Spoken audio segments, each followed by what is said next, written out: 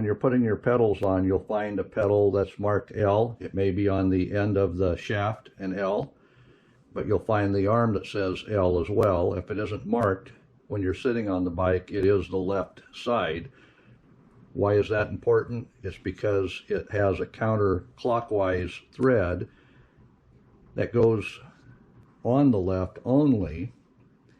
And the reason for that is as you pedal and the motion of the arm and pedal move, it would tighten itself rather than loosen itself and fall off as you ride. They figured that out well over 120 years ago.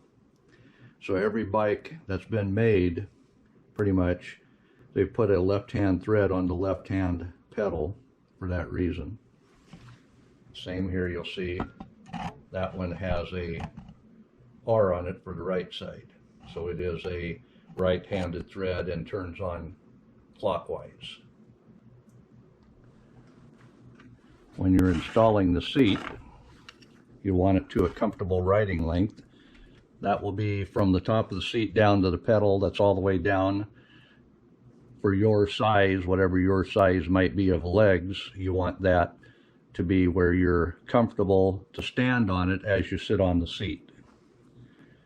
And then this particular one has a nut that can be tightened up.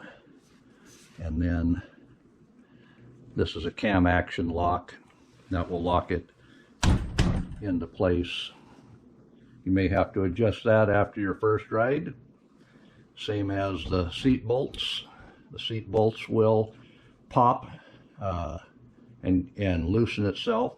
So just keep that in mind. Take a good ride, move around on that seat. The first time I ride the bikes, this usually does pop and everything loosen up, and then you can either tighten one side or both sides. It doesn't matter which one you tighten, it tightens up that whole section.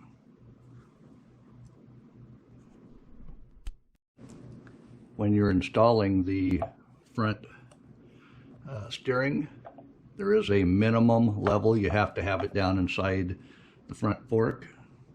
So you always want to go to its minimum level. You can drop it all the way down, but in this case it has a reflector there. So we'll stop past the minimum drop length and touch the reflector as we set that in there. That way we know we're down far enough. If you didn't have that far enough, the whole handlebar assembly could fall off as you're riding. We're going to tighten this up.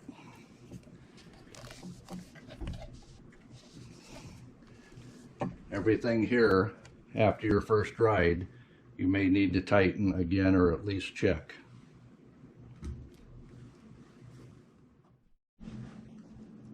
So take note of the washer that's put in here. There is a little hole to key that. That way if that nut were to be loose for some reason, your tire wouldn't just fall off when it was on the back of a car on a bike rack. These are just things to be checking now and again as you ride your bike.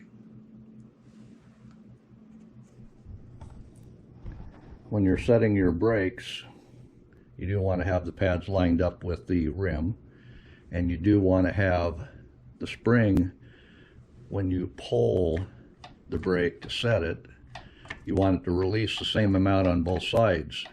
If it were holding in on this side as you set the brake and it never moved away, it would actually wear this side. So what you would want to do is the spring tensioning nut, you would move that away from it, and it would actually move that. A little bit more spring there will move that away. Then you'll want to check the other side to make sure you didn't go too far. Quick and easy fix. This particular bike has a 7-speed sprocket on the back. It has only a single speed in front, so it's actually a 7-speed bicycle. And you would crank the handle on the handlebar there all the way down, and you want this to stop and not push the chain off the back end.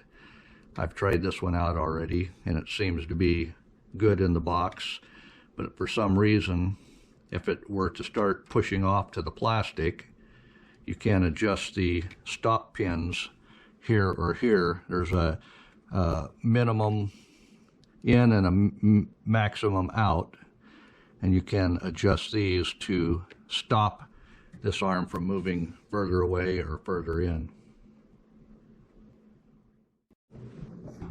And here we are with the speeds, all the way to 7-speed. You don't want to be turning this and then jump on the bike after you've turned it. You want to actually start where it is, start pedaling. As you pedal, you would click each gear. Right now, all I'm doing is letting the tension off. I'm not moving, so it wouldn't be a problem. I did put it all the way back to 1. That way when I start pedaling, the chain doesn't try to derail and skip, and maybe you fall over because you weren't ready for a stalled bike.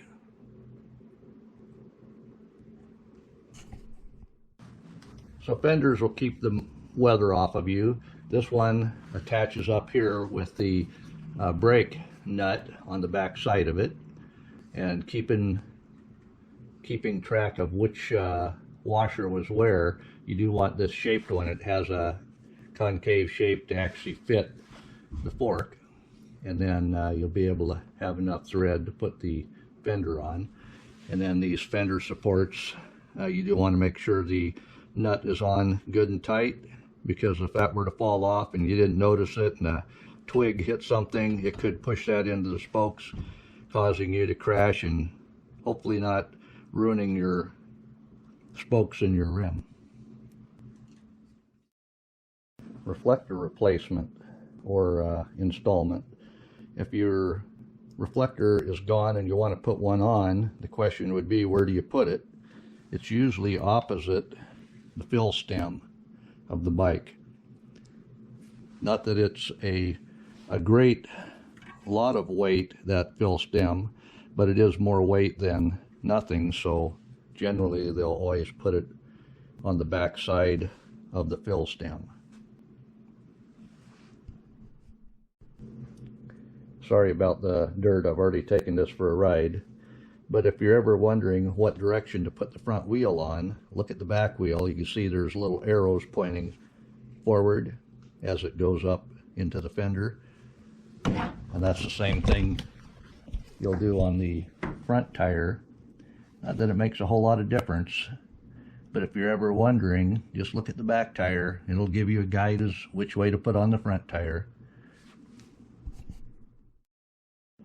I'm not giving you the whole number here because this is my personal number for my bike. Do take a picture of that. That way if your bike is ever missing for some reason, you have something to identify it by.